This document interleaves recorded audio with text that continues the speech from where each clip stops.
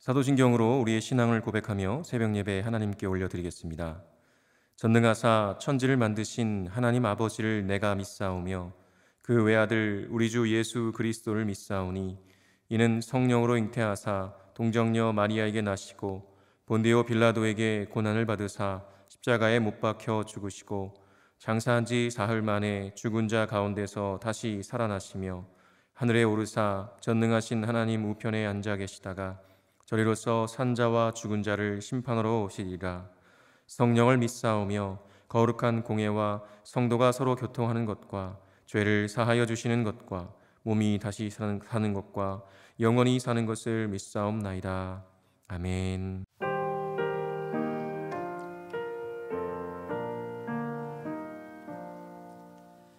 너 근심 걱정 주 너를 지키리. 주 날개 밑에 가라. 주 너를 지키리. 주 너를 지키리. 아무 때나 어디서나 주 너를 지키리. 늘 지켜주시리.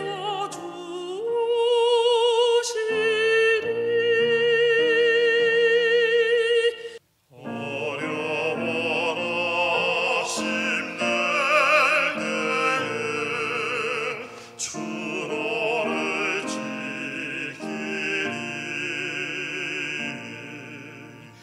위험한 일을 당할 때 주 너를 지키리.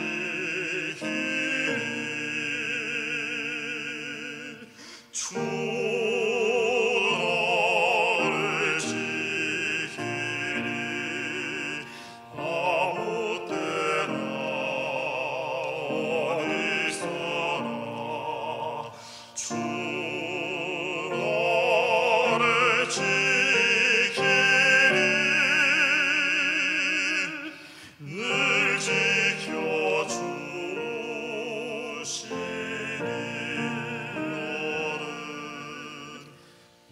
너 슬픈 일이 아시고 주 너를 지키리. 구하는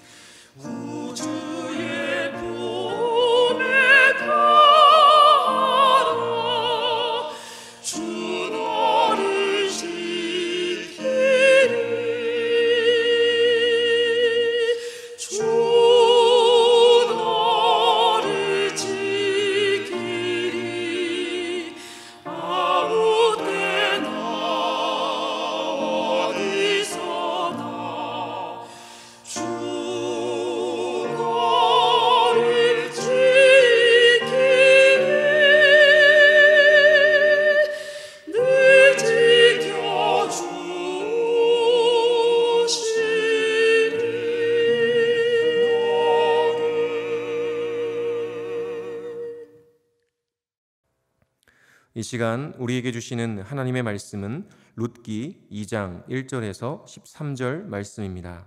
제가 봉독하겠습니다. 나오미의 남편 엘리멜렉의 친족으로 유력한 자가 있으니 그의 이름은 보아스더라.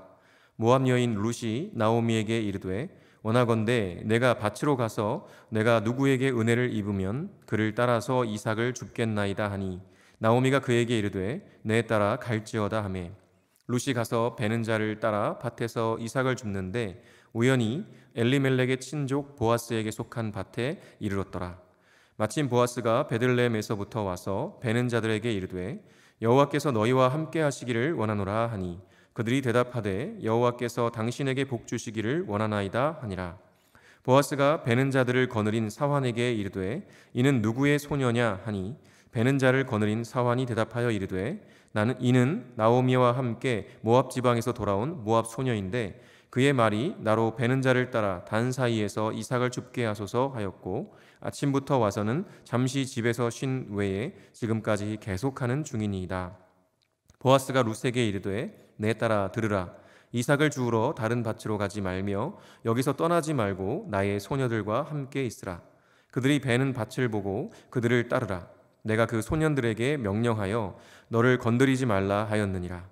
목이 마르거든 그릇에 가서 소년들이 길어온 것을 마실지니라 하는지라.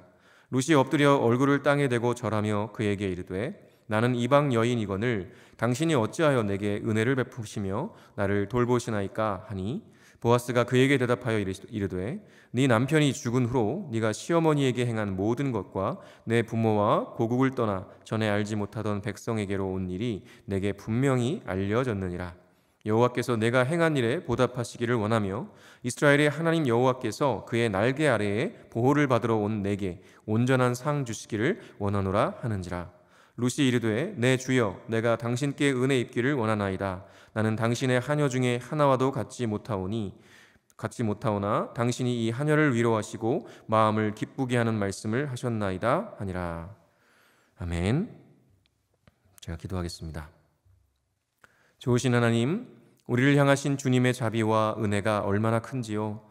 때로 인생의 괴로움을 고달프고 아프지만 그럼에도 주님의 자비와 은혜로 오늘을 살 수 있음을 다시금 고백합니다.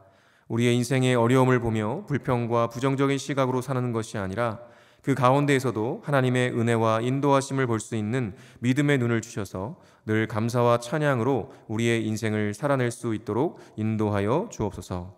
오늘도 진리의 말씀으로 우리를 가르쳐 주시는 주님께 감사드리며 예수 그리스도의 이름으로 기도합니다. 아멘. 할렐루야. 오늘도 주님을 예배하는 자리에 서신 모든 분들에게 주님의 한량없는 은혜와 자비가 넘치시기를 간절히 축원합니다. 오늘은 복을 받는 삶이라는 제목으로 하나님 말씀 나누겠습니다. 인간은 눈에 보이는 것들에 집착하는 경향이 강하죠. 그래서 무엇이든 눈에 보이고 손에 만져져야 믿습니다.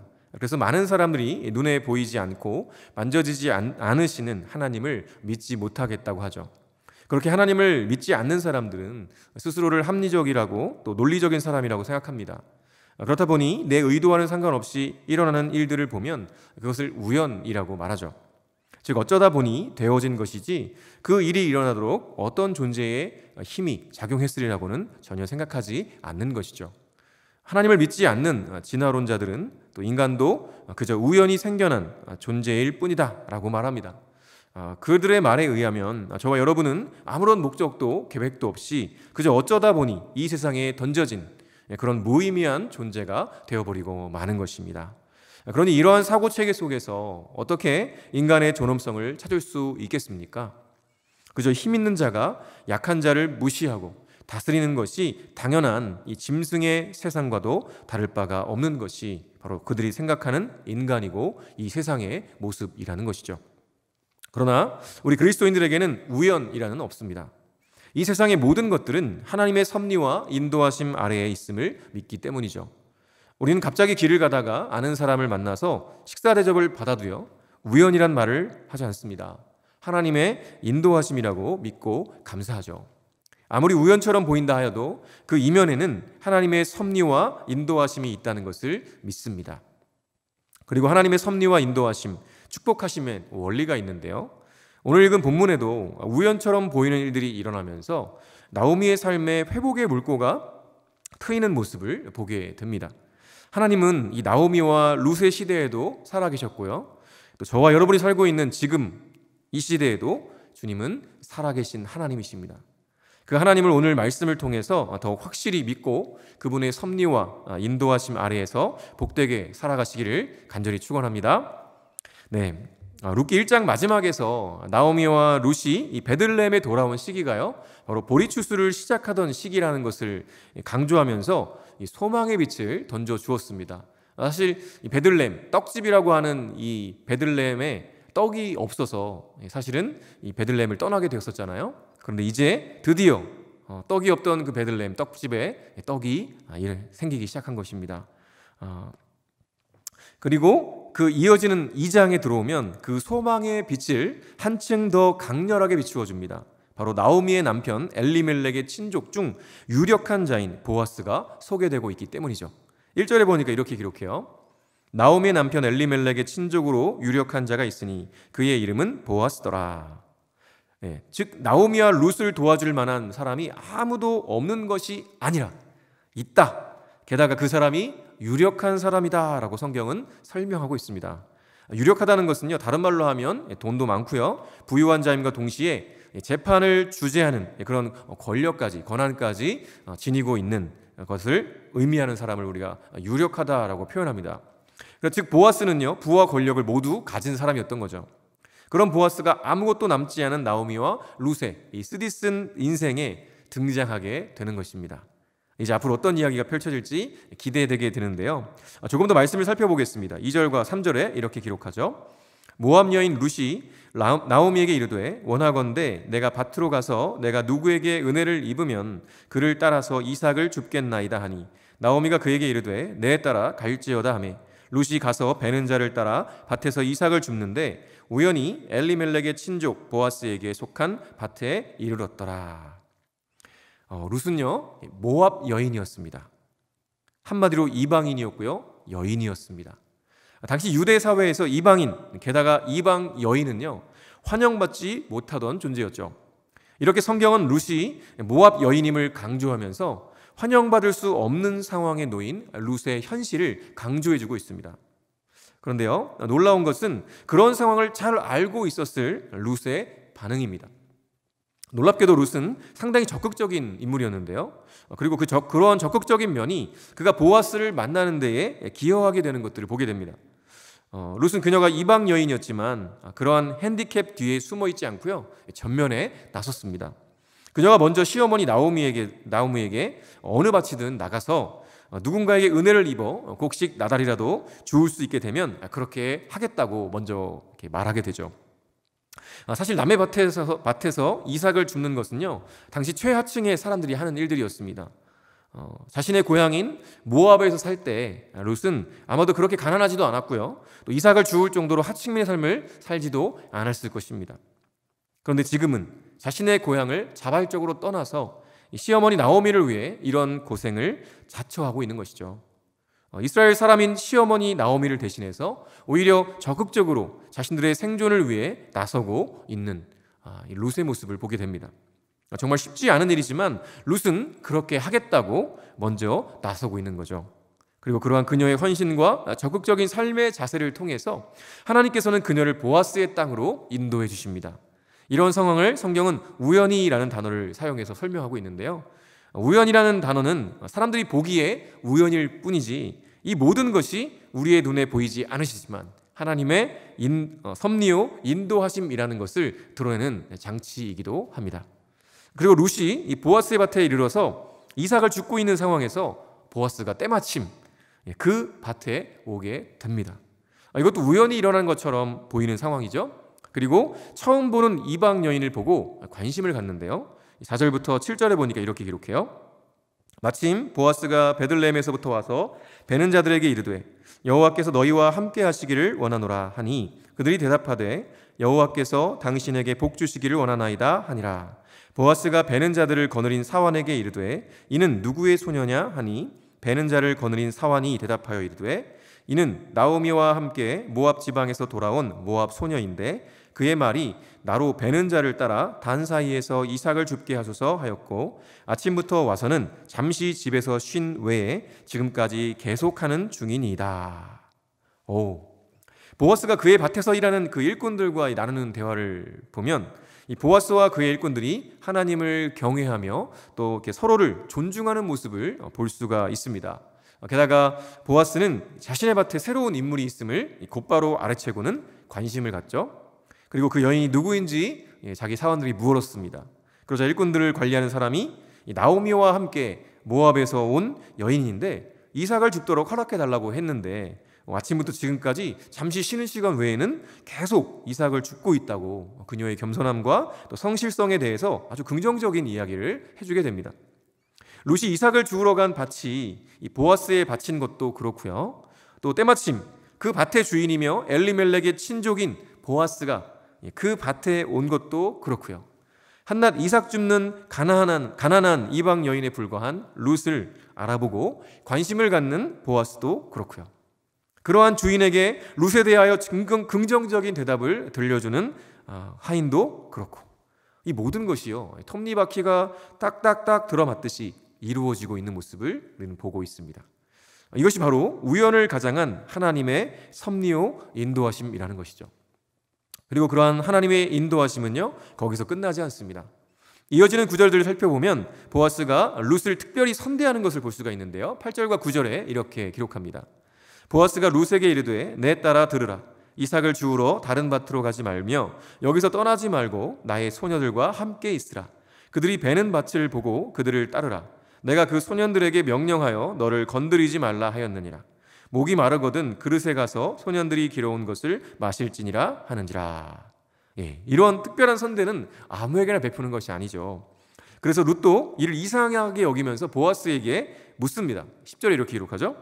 룻이 엎드려 얼굴을 땅에 대고 절하며 그에게 이르되 나는 이방 여인이거늘 당신이 어찌하여 내게 은혜를 베푸시며 나를 돌보시나이까 하니. 룻은 자신이 받은 특혜가 당연한 것임이 아님을 잘 알았습니다. 그리고 그 은혜를 은혜로 여길 줄 아는 아주 지혜롭고 겸손한 여인이었죠. 이러한 룻의 질문에 보아스의 대답이 또 정말 기가 막힙니다. 11절과 12절에 이렇게 기록하는데요. 보아스가 그에게 대답하여 이르되 네 남편이 죽은 후로 네가 시어머니에게 행한 모든 것과 네 부모와 고국을 떠나 전에 알지 못하던 백성에게로 온 일이 내게 분명히 알려졌느니라. 여호와께서 네가 행한 일에 보답하시기를 원하며 이스라엘의 하나님 여호와께서 그의 날개 아래에 보호를 받으러 온 내게 온전한 상 주시기를 원하노라 하는지라. 아멘. 보아스도 이미 자신의 친족인 나오미가 10년 만에 다시 고향으로 돌아왔음을 잘 알고 있었습니다. 그리고 아마도 어떻게 도울 수 있을까를 고민하고 있었던 것 같습니다. 그러나 그러한 찰나에 룻이 먼저 그의 밭으로 찾아왔던 것이죠. 그런데 이 이방 여인이 하는 행동을 보아하니 자신이 생각했던 것과 다를 바 없이 참으로 착하고 겸손하고 효성도 지극했던 것이죠. 룻은 그 남편이 죽었지만 시어머니 나오미를 극진히 모셨고요, 자신의 부모와 고향을 떠나서 전혀 알지 못하는 이방 민족인 이스라엘까지 따라왔다는 것입니다. 룻은 이 모든 것을 어떤 보상을 바라고 한 일이 아니었습니다. 그러나 하나님은 이러한 룻의 마음과 행동들을 다 보고 계셨죠. 그리고 보아스의 마음을 감동케 하셔서 보아스의 입을 통해 하나님의 복을 마음껏 선언하시는 모습을 볼 수가 있습니다. 12절의 말씀을 다시 한번 읽어보겠습니다. 여호와께서 네가 행한 일에 보답하시기를 원하며 이스라엘의 하나님 여호와께서 그의 날개 아래에 보호를 받으러 온 내게 온전한 상 주시기를 원하노라 하는지라. 네, 그렇습니다. 이것은 보아스가 한 말이지만 하나님께서 룻에게 주시는 음성이었습니다. 물론 보상을 바라고 한 일은 아니었지만 그럼에도 하나님은 그녀의 모든 삶의 행동을 보셨고요, 또 그에 대하여 보응해 주실 것이며 그녀가 비록 하나님을 믿지 않던 이방 여인이었지만 이제 돌이켜서 하나님을 믿게 되었고 하나님의 백성이 되었던, 그래서 이 땅으로 온 시어머니를 따라온 룻을 하나님은 당신의 날개 아래 보호해 주실 것이며 또 온전한 상을 주실 것임을 보아스의 입을 통해서 명확하게 선언해 주신 것입니다. 이 메시지를 들은 룻의 마음이 어땠을까요? 13절에 이렇게 기록합니다. 룻이 이르되 내 주여 내가 당신께 은혜 입기를 원하나이다.